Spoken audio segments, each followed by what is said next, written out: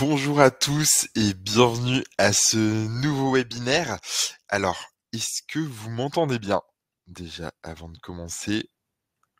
Ok, super. Bonjour Liam, bonjour Nienne. Très bien. Bah, écoutez, ravi de vous avoir aujourd'hui. Alors, comme mon nom s'affiche, je ne suis pas Marianne, mais je suis Osvan. Ravi d'être présent avec vous aujourd'hui pour discuter d'un sujet qui, je pense, intéresse tous les présents aujourd'hui. 5 conseils pour devenir product builder. Pour me présenter brièvement, avant que tout le monde arrive peut-être. Alors moi je m'appelle Osvan, ça fait maintenant 2 ans que je travaille chez Maestro, j'ai commencé en service admission et puis là je suis responsable de toute l'école au global, donc j'accompagne la pédagogie sur l'évolution, l'équipe admission justement sur l'admission de nos divers apprenants et les évolutions surtout constantes et bien de tout ce qui va être demandé demain dans le monde de la tech.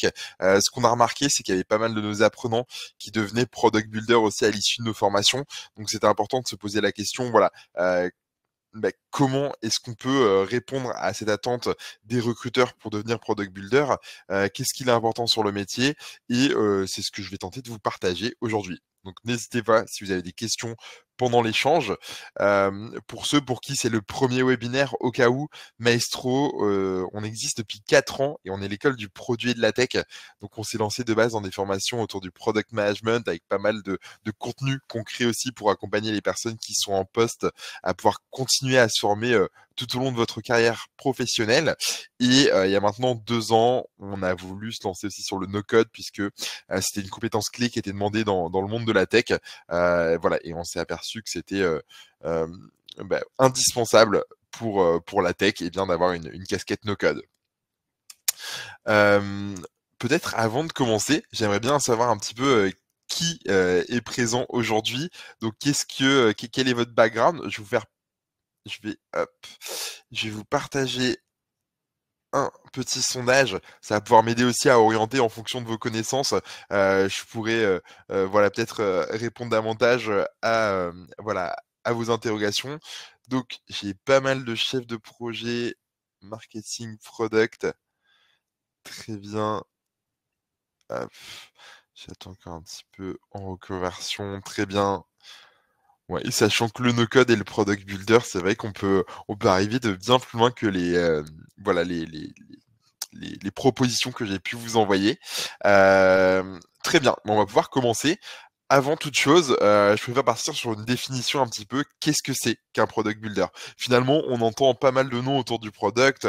On entend product manager, product owner, product builder, product ops, product data. Voilà, maintenant on veut des products un petit peu partout. Et on a vu la naissance il y a à peu près 2 ans, il me semble, du métier de product builder. Et voilà, pour nous chez Maestro, le product builder, il est vraiment en croisement entre le product manager et le développeur. Ça veut dire qu'il va avoir une fonction gestion de projet, donc comme le product manager va avoir. Donc comment est-ce qu'il va identifier les bons problèmes de son utilisateur, proposer des solutions qui sont adaptées aux besoins utilisateurs. Mais ce qui va être important ici, c'est que la plupart du temps, le product builder va être dirigé vers l'interne. Donc il va accompagner la création de produits digitaux en interne pour souvent faciliter le quotidien de ses collaborateurs. Donc par exemple, vous pouvez travailler avec une équipe de data analyst et vous allez créer une plateforme métier sur laquelle ils pourront mieux suivre leur data. Et en fait, vos utilisateurs, c'est vos collaborateurs. Et donc, il y a une grosse fonction aussi outil derrière le product builder, puisque c'est lui qui va construire finalement la solution digitale. Et donc, il faut des connaissances forcément ici en no-code pour pouvoir le créer. Soit voilà, vous pouvez créer sur les plateformes no code classiques, soit vous avez des entreprises qui vont aussi créer leur propre langage de programmation grâce à leurs développeurs. Et donc, il sera important de se former sur le tas à leur langage de programmation pour pouvoir créer directement avec eux. Voilà. Donc le product builder, finalement, sa mission, c'est de faciliter le quotidien des utilisateurs pour lesquels il va créer un produit. Donc il a une double casquette, vraiment gestion de projet comme le product manager le ferait. De la partie, je comprends bien les besoins, je les priorise, je commence à élaborer des solutions qui deviendront des fonctionnalités techniques et je mets en place tout ça. Donc il est, si vous aimez gérer les projets à 360, c'est un métier qui peut être aussi intéressant pour vous. Voilà. Maintenant, au niveau des conseils que je pourrais donner pour devenir product builder, le premier qui est identifié, c'est quand même de construire son portfolio. Puisque, dans le product builder, voilà, il y a quand même une partie, démonstration, de création aussi derrière. Donc parler concrètement des compétences que vous avez pu acquérir et en fait, donner aux employeurs potentiels une vision claire de ce que vous avez déjà fait auparavant. Voilà, déjà fait auparavant et ce dont vous êtes capable. Et en fait, ça va renforcer votre crédibilité et votre valeur en tant que candidat, et bien, d'avoir une preuve tangible sur ce que vous avez pu faire auparavant. Et ça, c'est quasiment indispensable pour un product builder, surtout qu'on demande souvent des compétences en no code. Très bien, je regarde aussi, petit message d'Étienne, très bien. Et surtout, c'est quand même un marché qui est de plus en plus compétitif puisque le no-code, on est encore aux prémices, hein, ça c'est l'avantage, mais ça commence à se développer énormément. C'est un peu le moment de prendre le coche et c'est le moment de se différencier aussi par rapport aux autres candidats. Donc d'avoir son portfolio, c'est un peu, son image professionnelle et ça va montrer aux recruteurs, votre signature, votre plume, sur le produit et ça va permettre de visualiser un petit peu ce qu'on peut envisager, tout simplement. Donc mon premier conseil, ça va être ça, vraiment d'avoir un portfolio qui soit construit, pour devenir product builder. Puisqu'il y a une vraie fonction finalement qui va être liée au mon deuxième conseil, mais maîtriser les outils.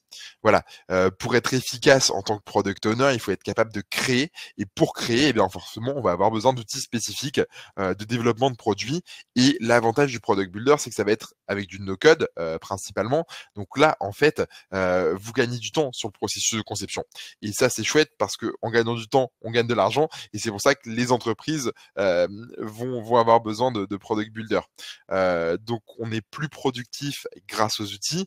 Et les outils, c'est utile forcément pour créer le produit. Mais même en dehors, ça peut être utile pour automatiser certaines de vos missions, pour voilà, gagner de la productivité au global sur votre métier. Que ce soit dans le product builder ou product management, par exemple. Il y a une partie aussi que j'appelle, qualité du produit puisque forcément, meilleure sera votre maîtrise de l'outil, de meilleure qualité aussi sera finalement votre produit fini, et surtout vous irez beaucoup plus vite. Voilà, si vous devez en plus, commencer un poste de product builder mais que vous n'avez jamais touché à des outils no code, ça va quand même être très, très compliqué, et ça va souvent être, j'imagine une évolution interne. Et puis enfin, il y a forcément dans les outils une partie d'innovation et d'adaptabilité, donc ça montre de belles compétences chez vous, vu que le domaine de développement des produits et le no-code, ça évolue très rapidement. En fait, il faut toujours être au courant des nouvelles technologies émergentes. Donc en maîtrisant les outils actuels, en fait, vous êtes beaucoup plus efficace à vous adapter aux changements de l'industrie et justement aux pivots peut-être futurs de l'entreprise que vous accompagnez. Donc maîtriser les outils, ça semble une évidence, mais c'est important de prendre le temps justement, de pouvoir, vous former à ça. L'autre point qui est aussi, justement assez lié à finalement l'innovation et l'adaptabilité, c'est qu'il faut être curieux et toujours chercher à apprendre. Les produits no code, oui, ça ils évoluent très, très rapidement. Vous avez des gens qui bossent tous les jours pour faire en sorte d'améliorer, la sécurité justement des outils no code, pour améliorer le potentiel, la facilité d'accès, à ces outils. Donc il faut toujours être ouvert à un apprentissage continu, pour pouvoir être toujours à la pointe de la technologie et pouvoir sélectionner un outil qui est toujours plus pertinent. Heu en fonction de votre problématique, vous devrez probablement choisir un outil, qui sera intéressant, mais demain, cet outil sera peut-être obsolète, donc il faut avoir, un peu l'œil partout pour, écouter des podcasts, lire peut-être, oui, suivre des newsletters, et voilà et rester vraiment à la page, pour pouvoir proposer une solution qui soit toujours, adaptée.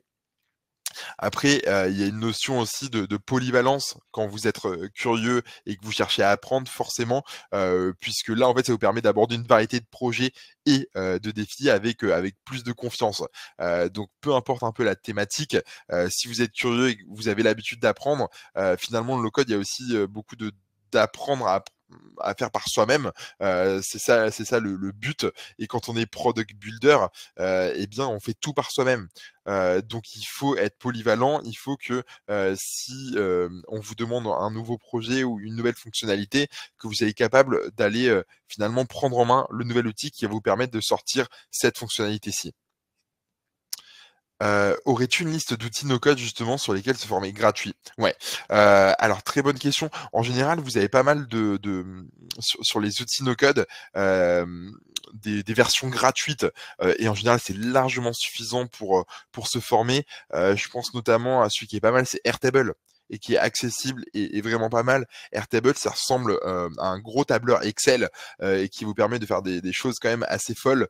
Nous, je sais qu'on l'a mis en place en interne, par exemple, pour la création automatique de nos contrats et de nos conventions. C'est voilà un petit projet d'un product builder finalement, mais justement, grâce à Airtable, avant on écrivait chaque contrat à la main. Maintenant, on a simplement à répondre à 3 petites questions sur le nom de l'apprenant, rattacher la formation à laquelle, voilà, à laquelle il va à la formation qu'il va suivre et son adresse postale et à part cela, ça nous génère automatiquement un contrat. Donc ça, c'est hyper chouette Airtable et pour le coup, la montée en compétences peut être, assez rapide.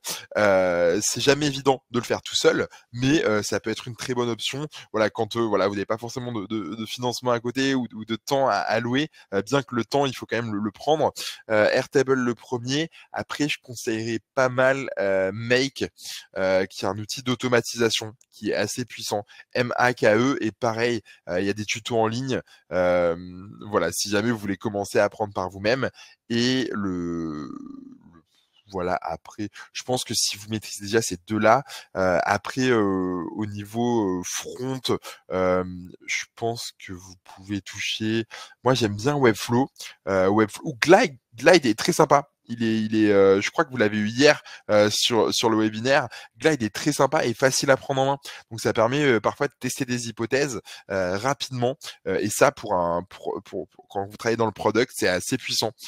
Donc au lieu de passer par un dev, même si vous êtes product manager, au lieu de passer par un dev, vous validez votre hypothèse, avec Glide et si ça marche, bah, vous le développez, avec vos développeurs ou alors en no code mais sur une autre application où là, vous allez, devoir vous investir un petit peu plus pour le coup. Voilà. J'espère que ça répond à des questions, donc je conseillerais Airtable, Make et Glide, qui sont pas mal pour commencer. Et le dernier point, c'est qu'en fait, la curiosité, finalement, ça va vous aider à résoudre des problèmes. Donc vous êtes constamment à la recherche de solutions innovantes et efficaces, et le fin mot de l'histoire, le cœur du métier de product builder, c'est cette résolution de problèmes. On va vous dire que les data analysts, en fait, ils arrivent pas à faire telle ou telle mission. Voilà, ça reste quand même très, très large pour finalement trouver une solution adaptée. Donc, vous allez devoir comprendre et vous mettre dans la peau, de ces data analystes et puis surtout après devoir faire vos missions, en tant que finalement, développeur et proposer et construire la solution adaptée avec les bons outils. Voilà.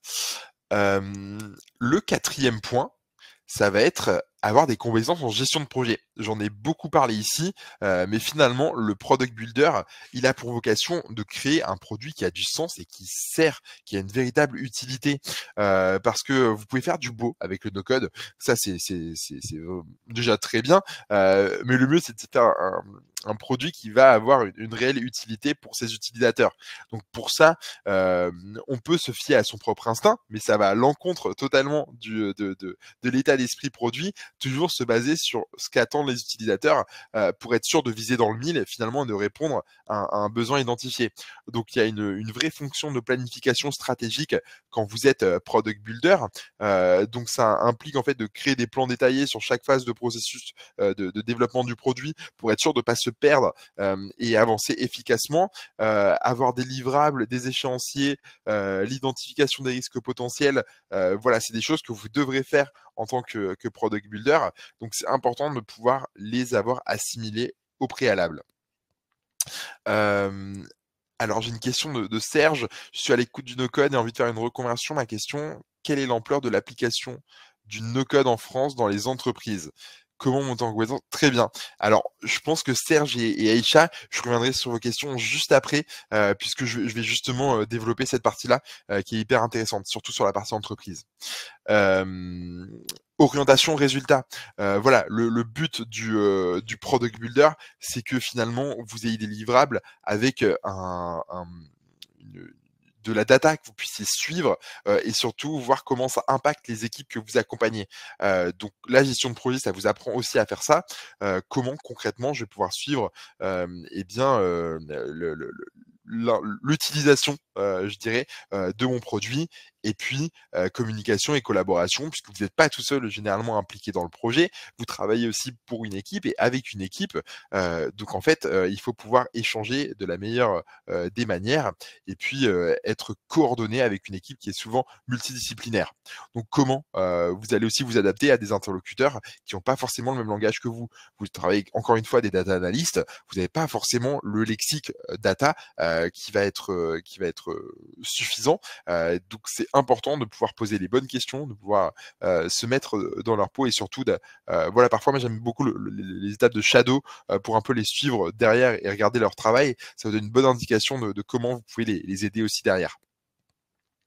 Hem, ouais, très bien Jocelyn, je vais y revenir aussi après. Tac, tac, tac. Je pense que, bah, oui, là. Et le dernier point, ça va être de bien s'entourer.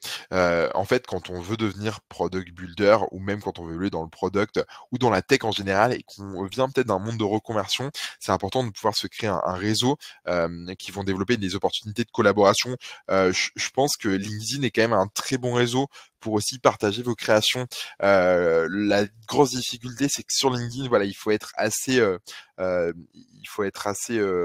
hem il faut y aller tous les jours, toutes les semaines, voilà, au moins 2-3 posts par jour et pouvoir être référencé un peu comme tel et les missions, elles viendront un petit peu d'eux-mêmes, si vous êtes, vraiment vu comme expert, expert, justement en no code ou expert product, et pour ça de partager notamment votre portfolio. C'est là un peu le moment où vous avez décidé de développer votre portfolio. Là, commencez un peu à le partager sur les réseaux, et même c'est toujours intéressant d'avoir des retours, pour pouvoir s'améliorer au continu et justement feedback et support. Voilà, ce qui est la difficulté quand on se forme par soi-même, c'est justement d'avoir ce type de feedback. Donc essayez de trouver justement, votre réseau à vous, pour pouvoir, prendre ces feedbacks et pouvoir vous améliorer au quotidien. Voilà et apprentissage et mentorat, voilà, c'est assez lié à tout ce que je viens de dire. Donc là, je vais prendre un petit moment pour répondre à toutes les questions, justement, qui m'ont été posées. Alors, premièrement, c'était Serge, quelle est l'ampleur du no-code en France dans les entreprises? Alors, très bonne question. Ce que je remarque personnellement, évidemment, voilà, j'ai pas de chiffres à te partager ici, mais il y a encore 2-3 ans, le no-code était vraiment au début, et là, tu as de plus en plus de demandes. Je vois notamment pas mal d'agences qui se créent, en no-code pour accompagner les TPE, PME, parce que les TPE, PME ont souvent des enjeux, d'être de rentabilité rapidement et surtout de staff. On a souvent moins de staff pour plus de missions. Donc comment est-ce qu'on va gagner du temps sur chacune des missions? Et ça fonctionne, à la fois par des outils, ça fonctionne, par, la mise en place de bonnes plateformes métiers, par des automatisations en interne. Donc c'est à ça que va servir aussi le no-code. Le métier, justement, je crois que c'était une des questions de Jocelyn derrière, mais le métier de product builder, du coup, on est encore au début, pour le coup, ce qui tu auras peut-être plus de missions que d'offres d'emploi en CDI. Je pense notamment parce que, les entreprises, elles se disent, «Aujourd'hui, j'ai besoin, d'une plateforme pour mes équipes métiers», et ça, tu vas en avoir plein. Une fois qu'elle a été créée, eh bien, ils vont juste alors mince, ouais, une fois qu'elle a été créée, eh bien, ils vont, alors j'ai un petit bug en interne, je sais pas si vous voyez bien le diapo? Voilà. Oui, très bien. Alors, une fois qu'ils ont été créés, justement ces logiciels, eh bien, ils estiment qu'il y a besoin d'un support, mais pas forcément au quotidien. Donc ça peut être une mission de quelques mois en général. Et c'est pour ça que nous, on travaille plutôt sur le freelance chez Maestro en tant que product builder. C'est là où il y aura, beaucoup plus, d'opportunités, pour le coup. En espérant avoir répondu à tes questions. Mais ce que je vois aussi, c'est que peut-être que vous connaissez le No Code Summit, mais c'est le salon, un peu du no code. Moi, j'y ai participé il y a 2 ans maintenant et entre là il y a 2 ans et l'année dernière, déjà je vois le nombre de participants qui a complètement explosé. Donc et tu as toutes les entreprises qui, tu en avais pas mal qui étaient présentes pour montrer, voilà, qu'ils sont aussi à la page, qu'ils s'intéressent au sujet d'actualité et en fait, de voir le monde qu'il y avait présent, ça montre l'intérêt, en fait, notamment en France, justement de ce type de technologie. Et pour le coup, on est un petit peu en retard comparé au modèle américain, où eux, le no-code est déjà un petit peu partout. Euh, Pardon. Aïcha, comment monter en compétence sur la gestion de projet? Alors, c'est pour le coup, tout seul, c'est quand même pas évident. Si ce n'est, si tu as un projet entrepreneurial, voilà, tu peux apprendre à le faire par toi-même. Mais nous, je sais que chez Maestro, on a des modules entiers sur la gestion de projet. On a des formations en product management et on a une formation en no-code où on a aussi inclus la gestion de projet qui nous paraissait indispensable. Comme je l'ai dit, le but, c'est pas de faire juste du beau, mais de faire du beau qui est utile. Hem, Jocelyn, où se cachent les œuvres de product builder? Alors là, pour le coup, Jocelyn, c'est une très bonne question. Moi, je conseille plutôt d'aller sur, les plateformes comme Malt. Si vous maîtrisez bien l'aspect product et le no-code, c'est là où vous serez visible, pour avoir plutôt des missions freelance en tant que product builder. Pardon, tu as quelques offres aussi, mais parfois il faut décortiquer parce que c'est pas toujours cet intitulé-là qui va être proposé. Hem donc, moi, je conseille Welcome to the Jungle. Tu as des agences aussi orientées product qui peuvent t'orienter. Ou alors, je pense que tu peux aussi tester une partie de chasse, où je pense là aussi partie, ops. Des fois, c'est caché sous le terme ops, head of, responsable des opérations, ce genre de choses. C'est le type de poste, sur lesquels en fait ton boulot, c'est d'améliorer pareil le quotidien de tes collaborateurs et en fait, tu peux clairement inculquer et intégrer une notion en no code, pour pouvoir être capable toi de créer. En tout cas, nous, c'est comme ça qu'on l'appelait, chez Maria Schools. Notre product builder, c'était un peu notre responsable des opérations et ça, c'est plutôt, je pense, une bonne méthode, il y a plus d'offres en ops aujourd'hui qu'en product builder, mais les 2 métiers se ressemblent quand même pas mal. Hem Alors, les tips sont aussi adaptés au PM. Du coup, le product builder est un PM qui ouais, c'est un peu ça David, pour le coup. Quelles sont les grandes thématiques à aborder dans votre formation product builder? Alors ça, on va le voir juste après. Et Adama, est-ce qu'on peut réaliser un front-end et back-end complet et avancé avec uniquement Airtable et Airtable Interface? Alors moi, je pense que oui. Oui, oui. Après, ça dépend du projet que tu vas avoir, Adama. Évidemment, tout outil no-code a ses limites. Airtable va pas forcément faire du beau, mais va vraiment faire de l'utile. Donc je pense que tu peux faire du front et du back. Après, tu as d'autres outils en fonction, mais ça dépend vraiment de ton projet, de ce que tu veux réaliser. Il y aura peut-être des outils qui seront plus, il y aura sûrement même des outils qui seront plus pertinents. Mais pour moi, Airtable peut faire du front et du back quand même. Voilà, pour un petit projet, hein. Ça, c'est clair. Tac, tac, tac. Après, voilà, je crois qu'on j'ai répondu à toutes les questions. Maintenant, le but, c'est de vous partager aussi comment nous, on a construit en fait le programme chez Maestro pour accompagner justement vers le product builder, vers les missions freelance en product. Très rapidement, nous, chez Maestro, on se focus principalement sur des bootcamps intensifs qui permettent soit de se reconvertir, soit d'ajouter une compétence supplémentaire eh bien, à son une corde supplémentaire à son arc pour en faire son métier. Donc de base, on s'est lancé en product management. Je vois que j'ai quelques apprenants aussi, quelques alumni Maestro, et on a construit complètement un nouveau programme de code. Il y a maintenant plusieurs mois que là, on va lancer à la mi-mai. On avait déjà un bootcamp no code, mais qui n'était pas forcément axé sur la reconversion. Et là, voilà, on veut accompagner vers l'emploi dans le no-code. Et évidemment, une des branches principales, c'est le product builder, vu qu'on a cette forte appétence pour la gestion de projet. C'est le type de métier voilà, qui est totalement accessible post-formation. Donc pour qui est fait Maestro et notamment le bootcamp no-code? C'est pour tous ceux qui veulent devenir très bons en no-code et se lancer en freelance. Donc freelance, j'entends ici parce que, comme on l'a souligné Jocelyn aussi, les offres de product builder, il y en a, et vous pouvez totalement postuler à ce type d'offres, mais voilà, il y a plus d'offres de free encore, donc c'est pour ça qu'on se destine sur la partie free aussi. Donc soit vous voulez vous reconvertir, vous avez déjà eu un contact avec le monde de la tech, je pense à des commerciaux, support clients, développeurs, responsables marketing, qui ont parfois utilisé certains outils pour leur quotidien. Je pense notamment à une de nos intervenantes qui s'appelle Agathe, et qui elle était dans le marketing avant.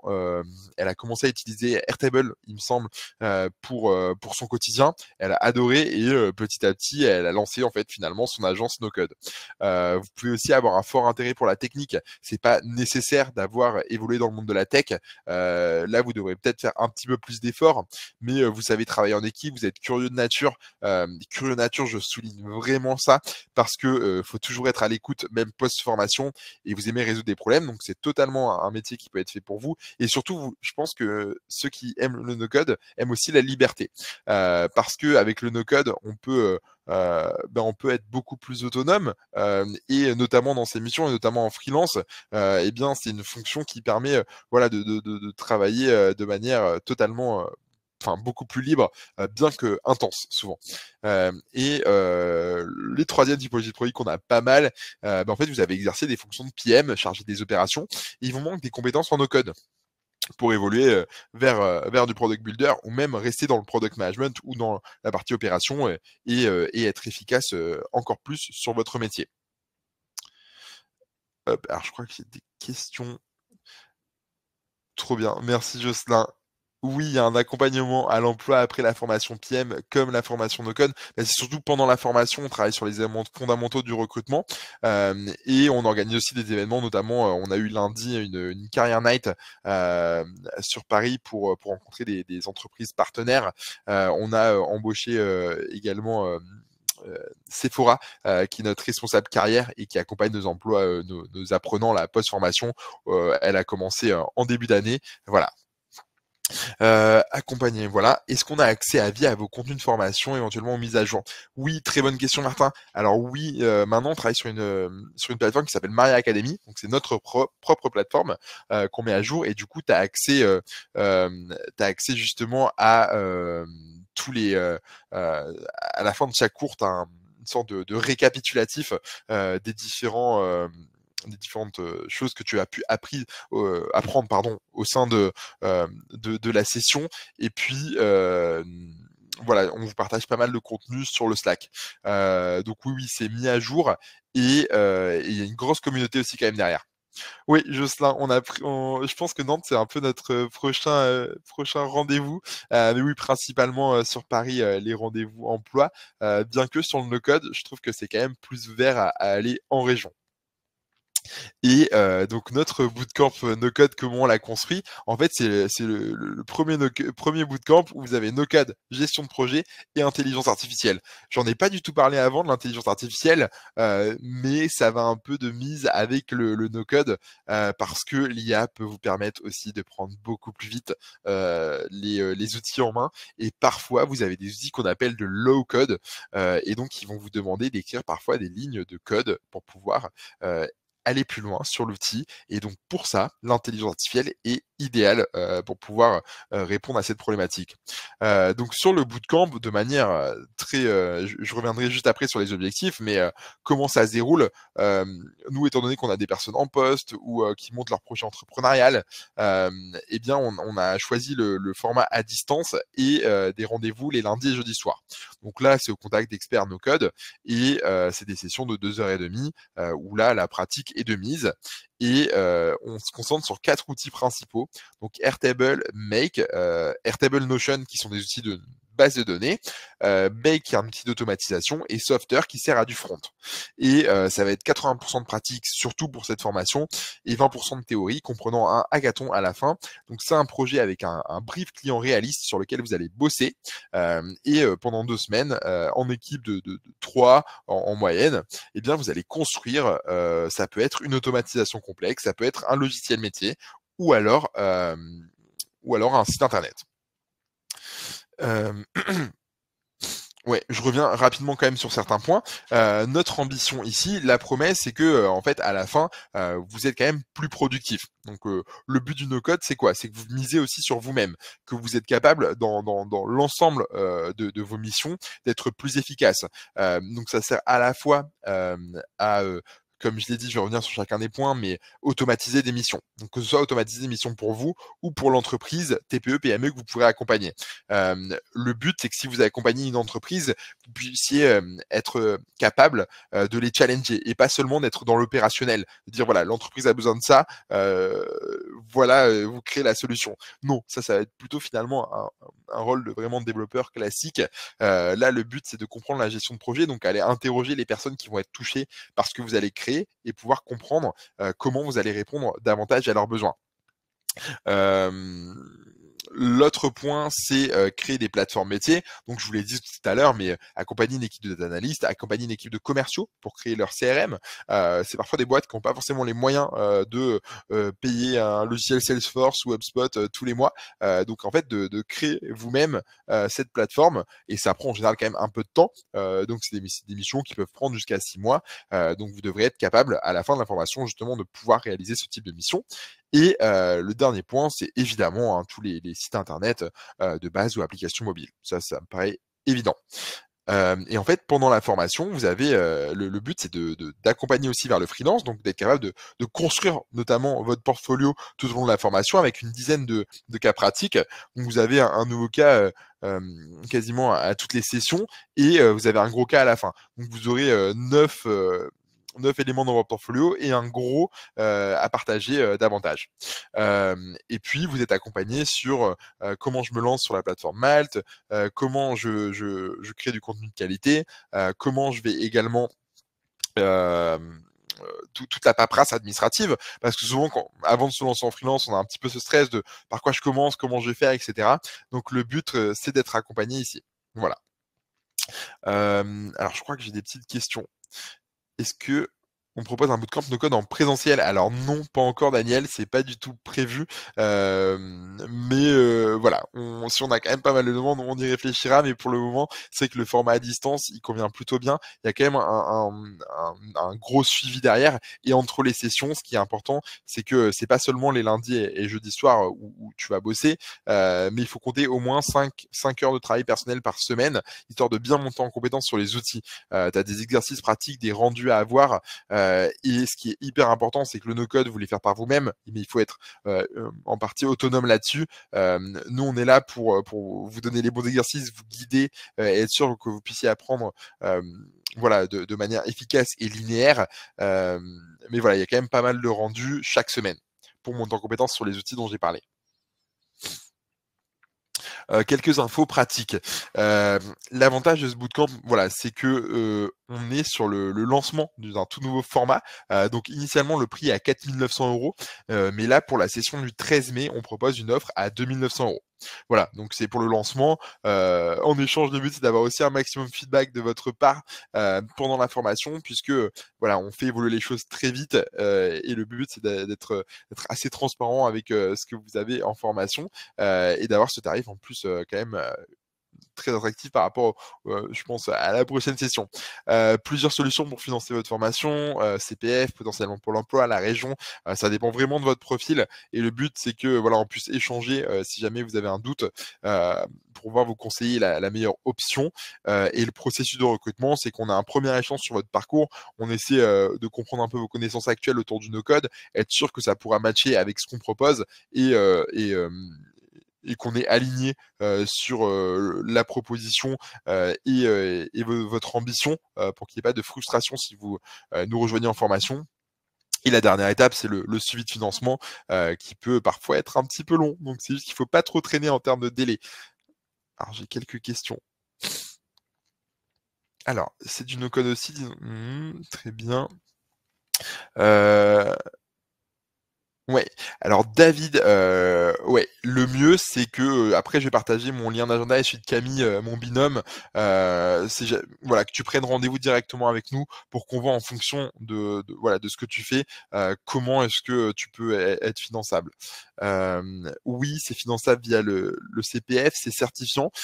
Pour l'instant, on a une certification justement en activation digitale, donc une certification, plutôt orientée product. On a déposé aussi, pour avoir la certification no code qui a été créée en janvier, mais c'est assez récent et voilà, ça peut prendre un peu de temps, donc on espère avoir un retour, très rapidement.